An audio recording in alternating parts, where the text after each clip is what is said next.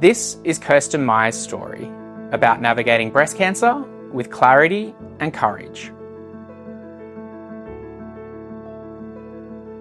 This series honours the legacy of Kirsten Myers, who faced her diagnosis with determination, deep research, and an unwavering commitment to living fully for her family. Across these episodes, we'll explore the different layers of her time with breast cancer: medical treatments, nutrition, exercise, complementary care, family dynamics, and the power of self-advocacy.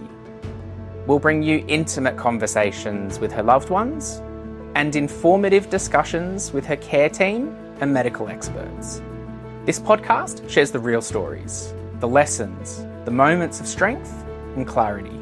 Our hope is that by listening to Kirsten's story, women and families facing breast cancer can feel supported, informed and empowered to make choices that reflect not just their treatment plan, but their values, their bodies and their lives. I'm Peter Birch, and this is Kirsten's story. And it's shared so that no woman has to walk their own path alone.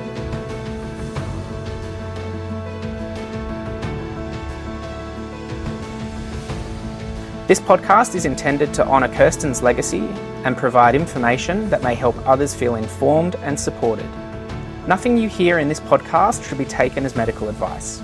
Everyone's situation is unique, and medical decisions should always be made in consultation with a qualified health professional. If you're living with breast cancer or supporting someone who is, please speak to your trusted healthcare provider about your individual circumstances. In this episode, we're joined by Lauren Atkins, a senior oncology dietitian and co-founder of Encore Nutrition. She's an accredited practicing dietitian with a particular focus on oncology and hematology, and her team supported Kirsten with nutrition advice during her treatment. Lauren helps us unpack the role of food and nutrition in cancer care for energy, strength, recovery, and managing side effects. You'll hear why nutrition needs often increase dramatically during treatment, how food can influence symptoms like nausea and fatigue, and why supplements need to be approached with care. For Kirsten, nutrition was another way of staying intentional with her care, making choices that helped her keep living fully. And as Lauren shares, the right support can make a real difference to how someone feels during and after treatment. Lauren, thank you so much for joining for this episode of Kirsten's Story, where we focus particularly on nutrition. Firstly, it would be great to get from you a bit of an understanding of what you do, and we'll go from there. Absolutely. Thank you so much for having me. It's a pleasure and an honour to be here. Kirsten was a very special human, very well loved, cared for and respected by so many. So I'm delighted to be able to contribute to her story in any way. So I'm an accredited practicing dietitian and an oncology dietitian. I work for my private practice, Encore Nutrition, after spending the majority of my career working in oncology hospitals. So Peter Mac, the Epworth, Royal Children's, all in the cancer setting. And the work that I do is very much around supporting anyone with a cancer experience to optimize their nutrition to be as fit, well, strong, vitalized as possible. So Kirsten was really interested in that, and she came to see us for nutrition support and advice for many reasons throughout her experience as her situation changed. Thank you, Lauren. And for more context, for patients that have perhaps received a diagnosis for or undergoing treatment for breast cancer, what is the role of a nutritionist? Ooh, we can be whatever you want us to be.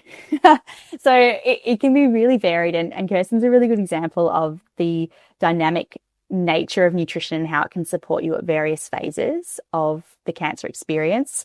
So during treatment, your nutritional needs may be vastly different to what they usually are. Your side effects might hinder your ability to digest, eat, absorb food, and your interests might have changed. And then, in recovery, we need to replenish and restore our vital cells to heal and be well. And beyond that, we are very, very heavily involved in things like supporting mental health, body composition, food intuition, and that relationship with food and the body, which for a woman with breast cancer who may have had significant changes to her body, both physically and physiologically, the relationship with food and her body may change quite drastically, and we support that throughout the experience. And I guess when I think about it too, for someone that might be receiving treatment or chemotherapy or radiotherapy, like there's a number of things that might be taxing on the body, and then that becomes emotionally, physically, and sometimes people might think, well, they might, what are the different ways in which I can address that? And sometimes food might be overlooked from a patient's point of view. So there's that side in relation to, energy and sustenance, but also I guess there's the side too around any symptoms that arise and other issues too. So it can be it sounds like it's quite the breadth of things that need to be covered. Yeah, it's very much a two-way street, because the side effects that you get from treatment can impair your ability to eat, digest food, think loss of appetite, nausea, diarrhea, constipation. But at the same time, nutrition can improve your side effects. So changing the way you eat can resolve your diarrhea or ease your nausea, improve your appetite. So nutrition is very powerful and is something that a patient will have control over during their cancer treatment. So can make a significant difference to how they tolerate treatment, which improves recovery and has been shown in research to improve cancer outcomes longer term. It's interesting to hear, what the research shows and what the potential could be for a patient who's undergoing treatment for cancer. Are there, from a patient's point of view, patients that you may see within the practice, are there common misconceptions about the role of nutrition and food and nutritionists in their treatment plan? Absolutely. There's lots of misconceptions about anything food and nutrition related in the world in general. The reality is everybody eats, and so everybody has an opinion about food and nutrition. But not everybody will understand the unique needs of a woman receiving a particular type of cancer treatment for a particular type of cancer. And that creates a really unique set of requirements that does require tailored intervention and advice. It can't just be blanket advice that you can Google or ChatGPT or wherever people find their advice generically. It does need to be really specifically tailored to the individual. Mm. And is there a role, we talked a little bit about food, but particularly for someone that might be undergoing a more aggressive treatment, is there a role for supplements as well? Yeah, absolutely.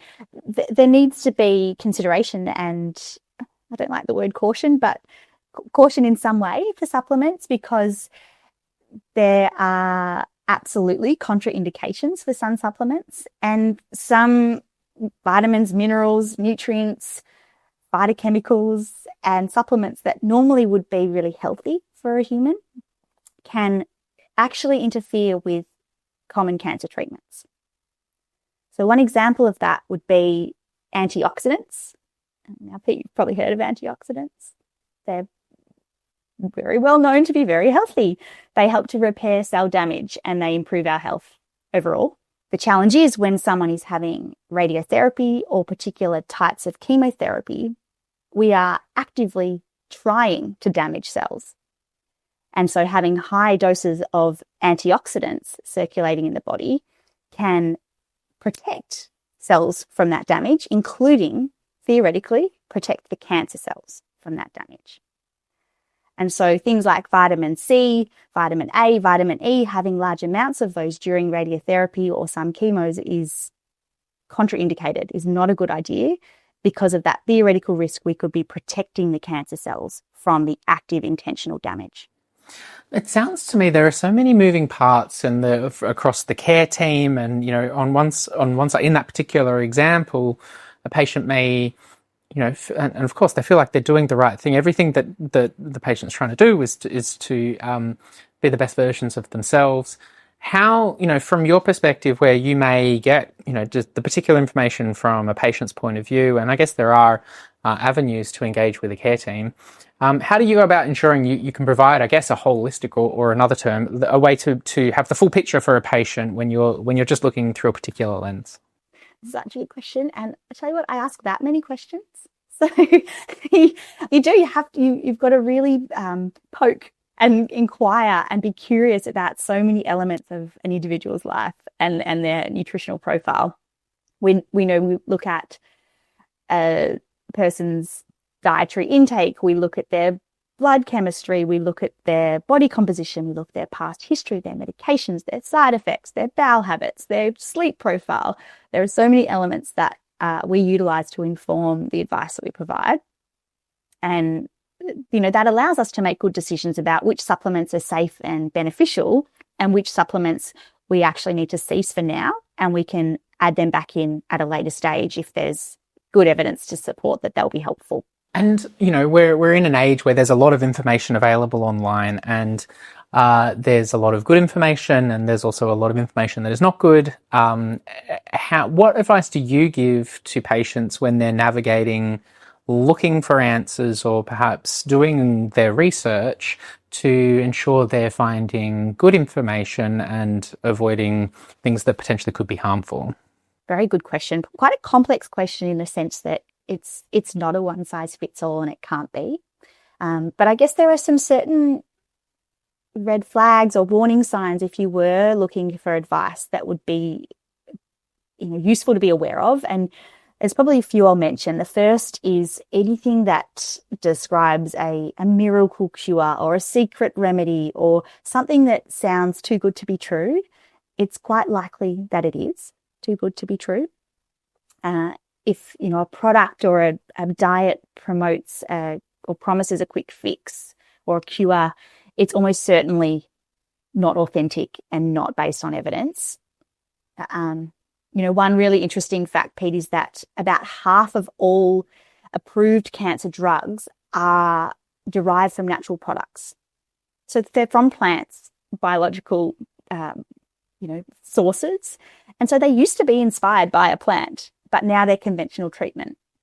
And so with that in mind, most things that we know have strong evidence to help have been fashioned into traditional or conventional treatments now. And it's very likely that any natural product with strong evidence will already be part of your treatment plan. It's just been well established. So being mindful of anything that seems too good to be true is number one. Number two would be beware of anything that's ingrained in testimonials or personal stories or, endorsements as opposed to science. As accredited health professionals, we're actually not allowed to use testimonials to promote our services because what might work for Steve won't work for Sandra because they've got two very different situations. So we look for information that's peer-reviewed, science-based, supported by, reputable organisations, and making sure that you're applying that to your own individual needs rather than a large mass of, the population in general. And the other thing to look out for is anything that suggests or encourages you to exclude entire food groups. An eating pattern that cuts out all grains, all dairy, all sugar, all meats, chicken, fish, all animal products can lead to nutritional deficiencies and is not always an unhealthy path to follow, but does need support and good consideration to make sure you are going to meet your energy and nutritional needs through treatment. And Lauren, can you tell me a little bit more about the role that, say, nutrition plays in cancer treatment and how it fits into the broader healthcare setting? Good question, Pete. How long have we got? I could keep talking forever. I think it's so important. So nutrition has really good, solid evidence to show that it is a really key component of oncology nutrition care. So there are many different guidelines and pathways, best practice evidence pathways that have dietitian and nutrition involved in that care pathway because nutrition has been shown to improve tolerance to treatment, reduce treatment side effects in their severity and their duration, improve recovery and healing after treatment, reduce the risk of malnutrition and sarcopenia, which is muscle loss, improve quality of life, improve treatment outcomes. So you actually get a better response to treatment if your body is well nourished throughout it. It also improves your health profile down the line. So it reduces the risk of chronic diseases and chronic health problems longer term, and improves your body composition, energy levels, immune function, short term and long term. So there's a lot of argument for involving nutrition as part of your cancer care. Lauren, from a nutrition standpoint, then, what is the difference between eating for energy versus eating for, say, strength or symptom management? Very good question. Both really important and very much at the core of what we do at Encore Nutrition and as dietitians. Look, eating for energy is really about fueling the body to get through the day and to optimize fatigue, as fatigue being a major factor in cancer treatment. And during aggressive treatment, a patient's nutritional needs are significantly elevated compared to usual. So energy requirements are up to about 1.5 times what we normally need to eat. That means that someone needs to be eating 50% more than usual when they feel like eating nothing at all. And that is a real challenge and difficult, not just for the patient, but for the carers and loved ones around them. So we often need to focus on energy and nutrient-dense foods, keeping volumes small, keeping meals smaller but more often, and choosing things like low GI carbohydrates and quality proteins so that we've got sustained release of energy to manage fatigue and keep us feeling as energized as possible through those difficult treatments. And if we compare that to eating for strength, which is also essential, that's more around preserving muscle mass and lean body mass. And I mentioned that energy needs might be 1.5 times usual when you're having cancer treatment. Protein needs are more like double. So you need to be eating twice the amount of protein as usual when you're having cancer treatment in many cases. And if we don't meet these nutritional needs, it's very likely you'll start to lose your own muscle mass and break it down for fuel, which means you lose strength and you lose function, which is very debilitating. So prioritizing proteins is really important in someone undergoing cancer treatment. Then there's a whole puzzle about symptom management, and it can, be where things get really interesting and challenging. Because symptoms and side effects do really vary greatly depending on the cancer diagnosis, stage, treatment, intensity of that treatment. And nutritional considerations, when receiving a particular chemotherapy drug are different for that of an immunotherapy or radiotherapy or pre-surgery, post-surgery, endocrine therapy. They all differ. And so a really tailored approach is necessary because, to talk through all of those in this podcast, there's no space for that. But it is really important to consider those unique needs as you transition through different treatments, because to suggest or expect somebody to eat when they have mouth ulcers, nausea, vomiting, diarrhea, reflux, no appetite, sleeping all the time, it's incredibly challenging, especially when your needs are twice what they normally are.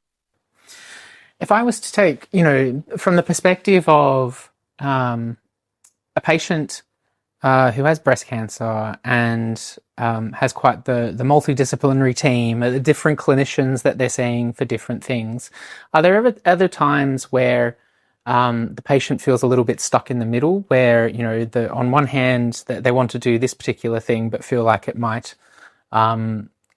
be not aligned or a different direction to another clinician? I guess the question comes back to that point again of how do you ensure that of all the different perspectives that a patient needs to take, that it all kind of points in the right direction? And does that come into play in your area of nutrition? It does, and it's a really good question. And I think every health professional will have their own unique area that they're wanting to focus on, and that's important to them. That's their area of expertise. I would say in most cases, when a multidisciplinary team is working cohesively together, everything does tend to work as a well-oiled machine and aligns nicely. But of course, there's going to be times where there is misalignment, or the patient is, interested in something that the clinician is not so comfortable with. And, Kirsten's a great example. She was really well researched, and she had lots of interest in making sure she was doing everything she could to optimize her chances of feeling and living well. She was keen to trial lots of different supplements, and it did require, counseling and trust and honesty for us to work through finding the right path that was safe, but also empowering to her. So I think it does rely on clinicians being open-minded and non-judgmental, and finding a way that ultimately the patient is in the center, and it's their choice always. But that choice needs to be a well-informed one. And so my perspective is that if we can provide that good, solid education for someone to make an informed decision themselves, then that's their choice. And what I'm hearing too is that back to your point that you made earlier around ensuring things are evidence-based and we've got appropriate levels of care, then that makes a lot of sense. For a patient who perhaps, we know that Kirsten was well researched and that keen to dive into the details. Sometimes people might feel like they haven't done enough research, or they don't know the answers, or they're feeling a bit lost through the process. Have you got any advice, or what do you recommend to those particular patients who aren't actually sure whether this is something to engage with a nutritionist about, or perhaps other angles need to be looked down? It's really good advice. Really good question, I should say. I would say it's important to start with someone that you already have a good foundation of trust with, and ask them that question. Someone whose practice you already respect. Perhaps they're the right person to point you in the right direction for the next piece of advice. In the instance of not knowing enough, I would say that is everybody. It's quite literally my job to stay on top of nutrition related research and care in cancer nutrition, and it is a full-time job.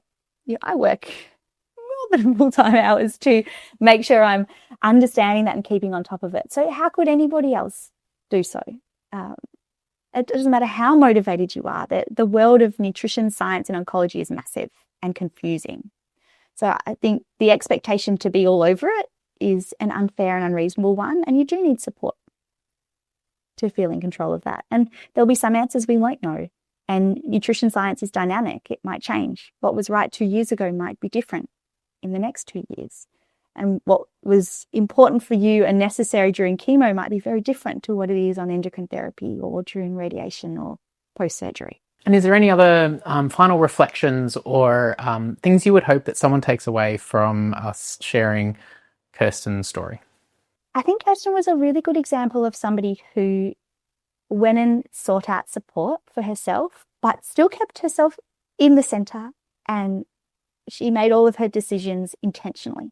I would encourage anyone who's in a similar circumstance to Kirsten to build a team, build a network around them that might not be there with them every step of the way, but they can tap in and out of throughout their experience if and when they need. And that might be finding the most suitable, I'm going to say dietitian because of course I am. I think it's really important, but also an exercise physiologist. It might be a psychologist. It might be a sex and relationship counsellor alongside your medical, radiation, surgical oncology team. A good GP is vital. Nursing teams are incredible and so essential. So I think if you have all of your people around you, that's going to give you the best opportunity to build your care along the way and answer and bounce any questions off to ensure that your needs are met every step of the way. 100%. Look, I feel like that would be so helpful to someone going through that treatment process on the breast cancer side. So, Lauren, I really appreciate you making the time for this conversation today and contributing to the story. Thank you so much. My pleasure. Thanks for having me. Thanks for joining us for this episode of Kirsten Myers Story. We hope this conversation got you thinking, or perhaps inspired, about living with courage, clarity, and connection. By sharing Kirsten's story, we hope that you or someone you love feel more informed, supported, and empowered along the way. You'll find more conversations in this series, and please share this episode with someone who'll get some value from it.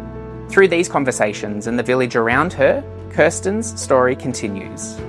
If you'd like updates and more information, there'll be some links in the show notes of this episode and ways to continue Kirsten's legacy. I'm Peter Birch, and this is Kirsten's Story.